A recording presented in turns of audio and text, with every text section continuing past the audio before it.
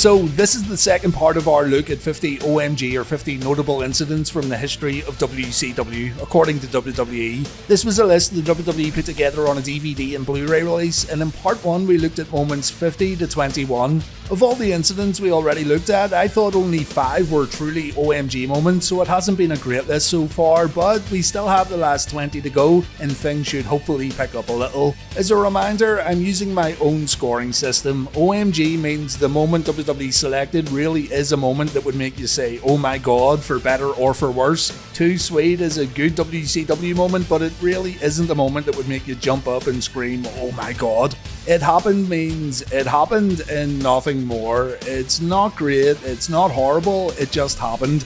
And WTF means it really shouldn't have been included on this list. Let's pick up where we left off then, and let's take a look at the final 20 OMG incidents in World Championship Wrestling, according to WWE. Number 20, Pinata on a Pole.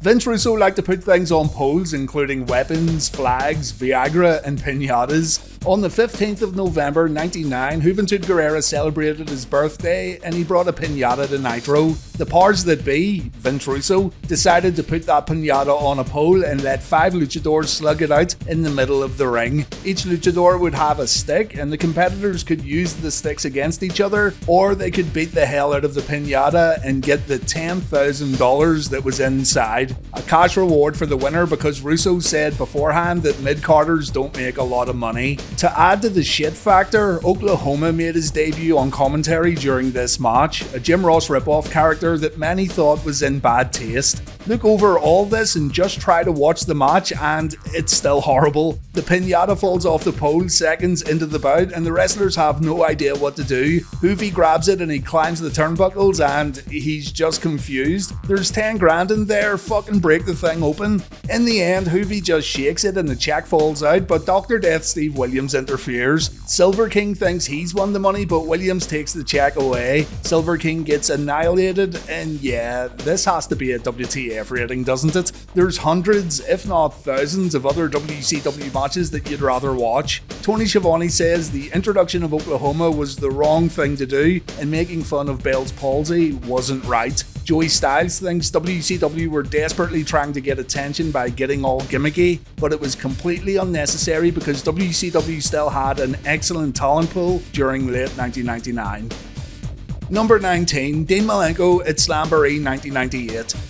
Chris Jericho had turned heel at the beginning of 98, and at the Uncensored pay-per-view, Jericho defeated Dean Malenko. Malenko's pay-per-view record at this point wasn't too hot, and Mean Gene Okerlund called out Dean for losing another match on pay-per-view while Malenko was clearly distraught about Jericho beating him clean. Dean decided to quit. He told Mean Gene he was going home, and Dean wasn't seen on TV following the Uncensored show. At SLAMBOREE 1998, around 2 months later, a battle royal took place with the winner getting a shot at Jericho's cruiserweight belt. Jericho's announcements during this match were great, by the way, and the battle royal came down to Ciclope and Juventud Guerrera. Hoovy shook Ciclope's hand before eliminating himself. Jericho and the commentators wondered why Hoovy would just give up a title shot like that. Ciclope then takes the mask off, and the audience completely lose their minds when it's revealed that Dean Malenko was under the mask all along. Malenko feeds off the audience as he beats the ever-loving shit out of Chris Jericho, and it's legitimately one of the best reactions to a cruiserweight contest you'll ever see, showing that cruiserweights could have more involved angles and storylines, and cruiserweights could elicit even better reactions than the main eventers of WCW.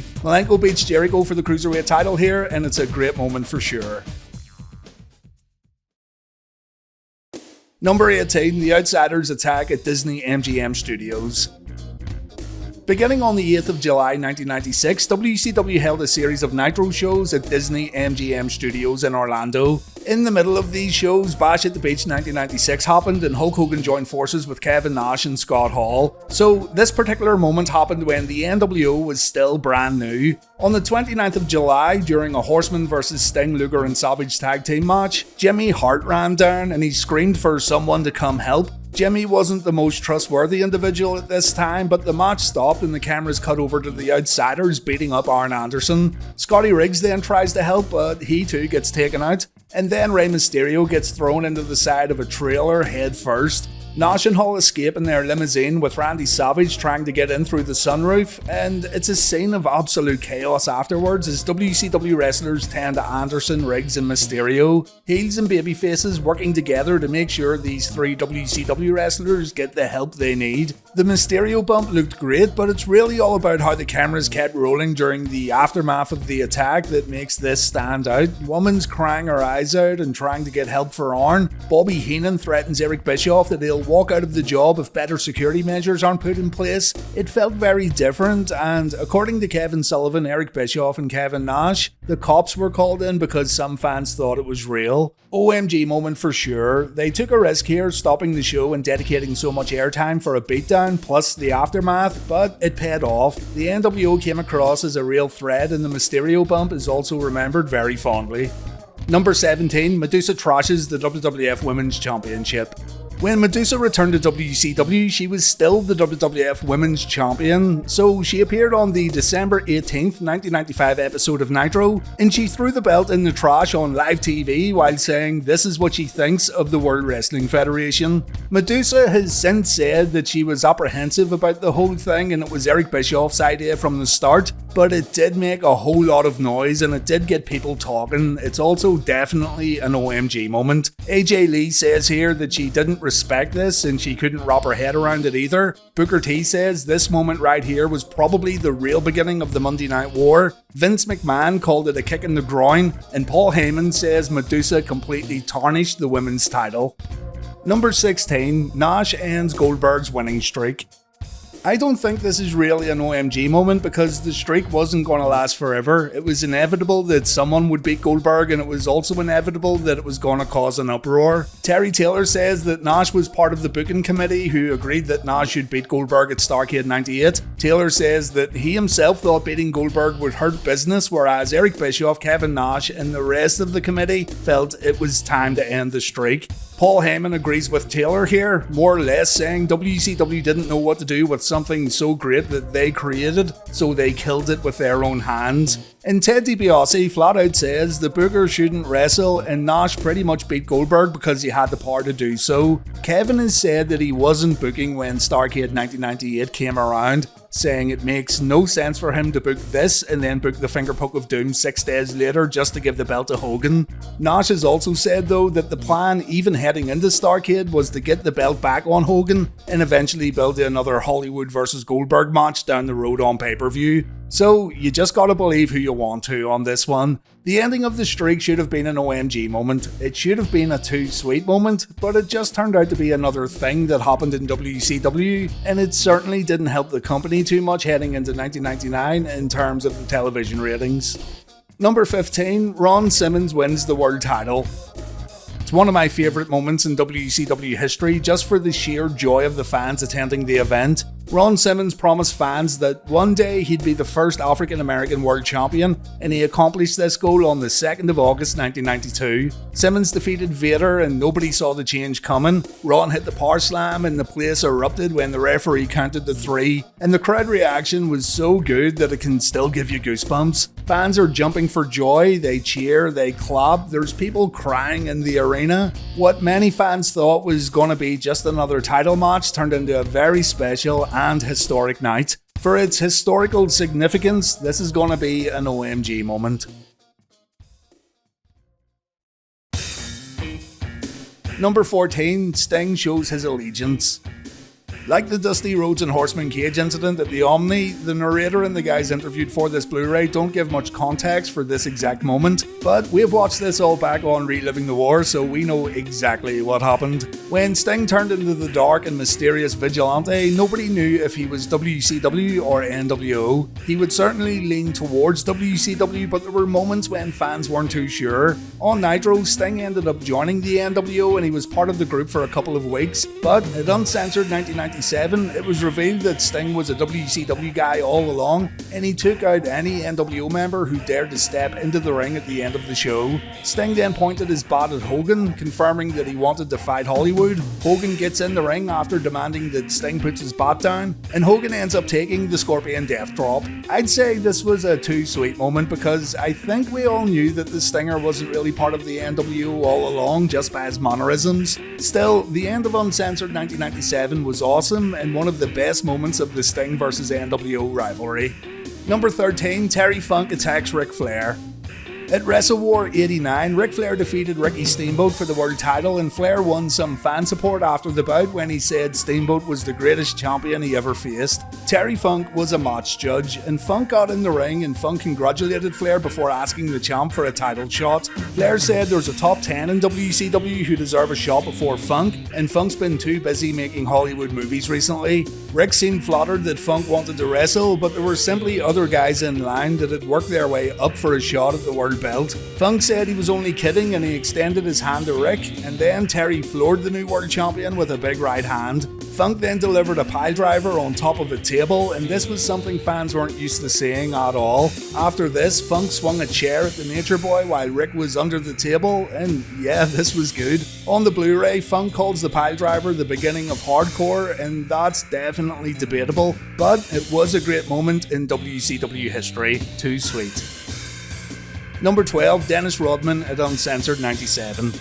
Back to Uncensored 97 then. Dennis Rodman stood in the NWO's corner for the Team Piper vs Team NWO match, and Rodman's involvement got a lot of media attention. Dennis, I felt, suited the NWO, and it was a great way to use a guy like Rodman who was quite the character away from the world of pro wrestling. Dennis got involved in the match, and it was thanks to Rodman that the New World Order secured the victory, and this is another moment that some would find more noteworthy than others, but I'm just gonna say that it happened. Strangely, Rodman's matches at Bash at the Beach 97 and 98 aren't mentioned here at all. Number 11, the NWO mocked the Horsemen.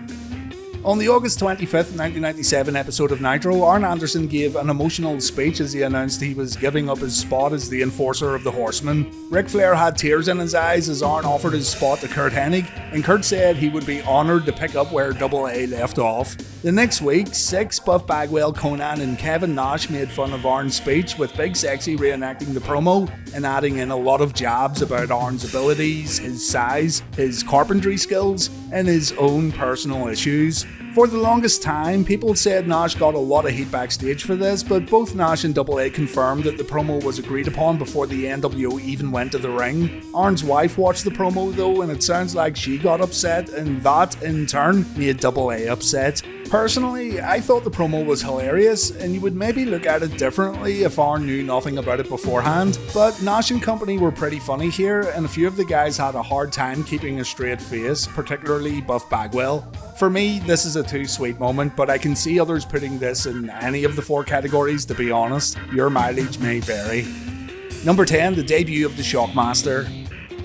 You know the story. Clash of the Champions, August 18th, 1993, a Flair for the gold. The Stinger and Davey Boy Smith announced their partner for the upcoming War Games match at Fall Brawl, and the Shockmaster falls through the wall. One of, if not the greatest botches in all of wrestling history. And I have to give this an OMG rating because it did make you say, oh my god, when poor Fred Altman fell through that wall. You can even hear the other wrestlers say it when the Shockmaster gets back to his feet to cut his shitty promo voiced by Ole Anderson. The glittered out Stormtrooper helmet is the absolute cherry on top, pure gold and one of the funniest things you'll ever see in all of television.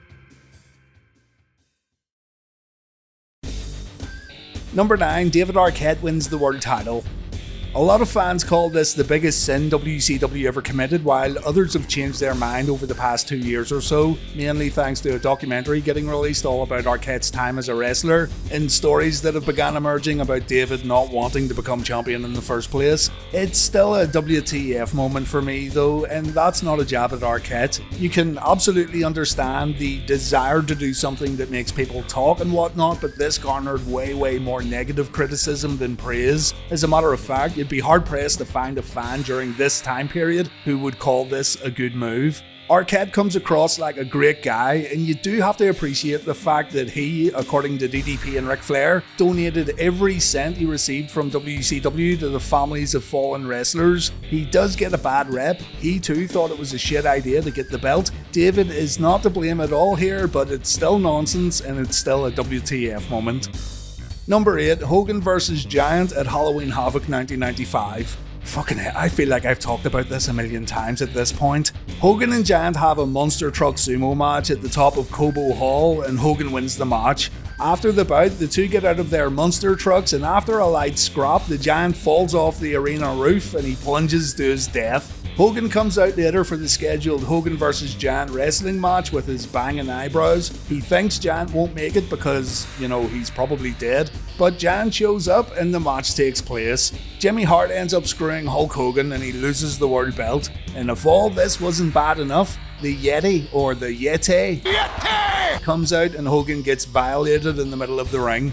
Absolute madness. There must have been copious amounts of snow getting snorted within the booking committee that night, because this was just unhinged insanity from start to end. Gonna rank it as it happened though, because it's still pretty funny in a very unintentional way. Number 7, Rick Rude's return to WCW. Something else we just covered on Reliving the War, and something that I think deserves to get put in that OMG category. Rick Rude decided to leave WWF and D-Generation X after the Montreal Screwjob. His last WWF appearance was on a taped episode of Raw that aired on November 17th, 1997, and it just so happened that Rick would come back to WCW on the same night during a live episode of Nitro. Rude appeared on both Monday night shows and history was made. He also appeared on ECW television that week just to make it even more incredible. The timing couldn't have been better really, and it was a great moment in the Monday Night War. Completely unexpected, and it reminded fans how live shows could feel way more spontaneous in comparison to tape shows. Number 6, Cornette's fall at STARRCADE. This bump still looks crazy today. The Road Warriors versus the Midnight Express happened at STARRCADE 86, and that match was a Skywalker's match, or a scaffold match. Jim Cornette was gonna fall from that fucking scaffold. Big Bubba Rogers was supposed to catch Cornette, but he didn't. And Cornette says he completely blew out his knee and he had to have surgery. He got paid $10K for STARRCADE. He missed TV afterwards, so he missed out on $7K. His insurance didn't cover $1,500 of the medical expenses, so Cornette says he's the only guy in history to be involved in a marquee STARRCADE match and almost lose money for doing so. The bump looks rough though, and it does make you say, oh my god. Not in a good way though. Number 5, Goldberg wins the World Championship.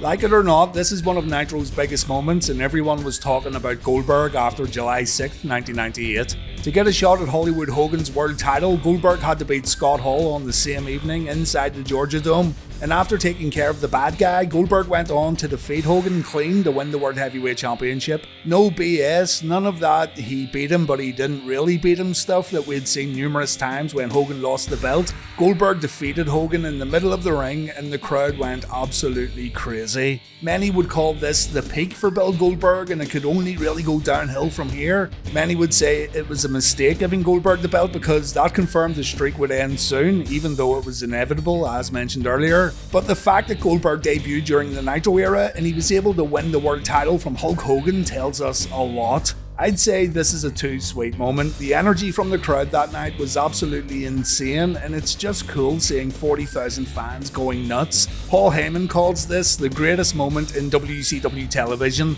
This was the apex and nothing else would touch it.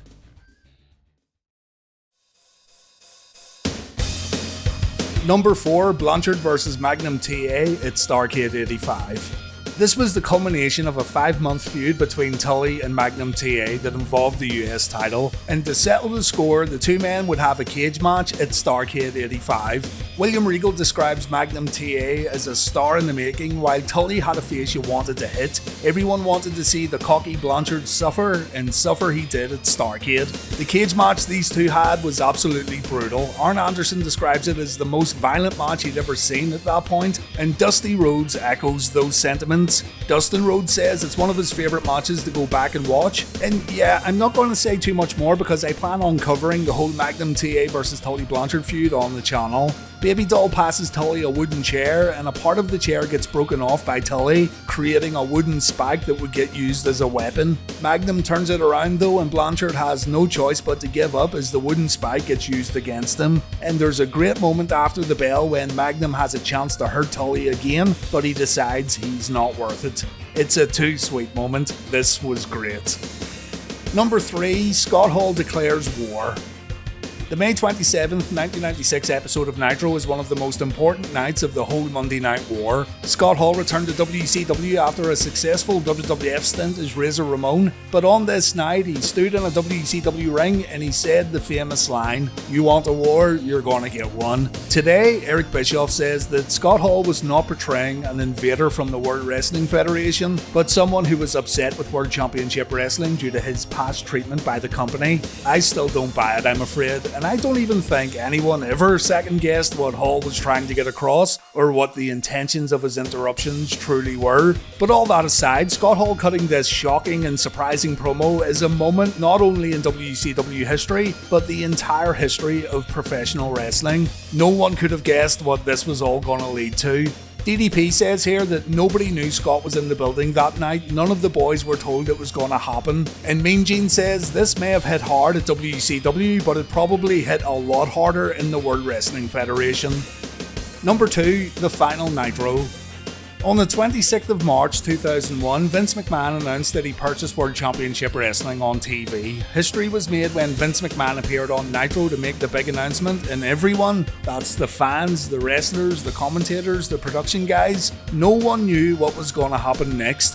McMahon appeared on TNN and TNT in a one-of-a-kind simulcast, and while some wrestlers were upset that WCW as we knew it was a thing of the past, others were elated and hopeful. Booker T said that this is a new chapter in his career, for example. Tony Schiavone says it was a terrible place to work in the end and he was happy to go home, and Ric Flair also said that he was glad WCW were closing their doors. Sting vs Ric Flair was the final match on Monday Nitro, a great way to go out, and Shane McMahon announces at the end of the simulcast that he owns WCW and not his dad.